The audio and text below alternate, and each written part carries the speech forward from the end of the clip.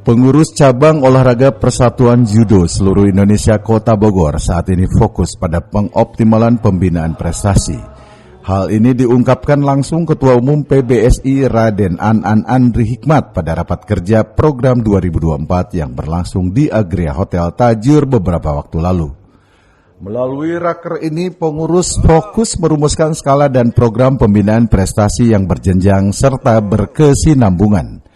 Ia menjelaskan saat ini ada 2 event besar yang bakal diikuti, yakni Pekan Olahraga Nasional Aceh Sumatera Utara 2024 serta Pekan Olahraga Provinsi Jawa Barat ke-15 Kota Bogor 2026 mendatang.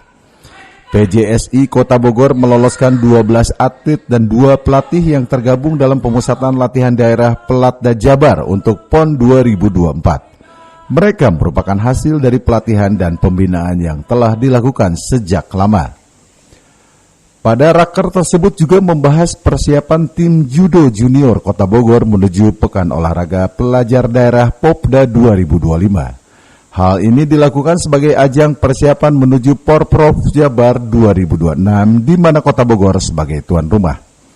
Pengurus PJSI Kota Bogor bukan hanya menginginkan sukses sebagai penyelenggara saja, tapi juga sukses dari segi prestasi dalam Porprov Jabar 2026 yang akan berlangsung di rumah sendiri.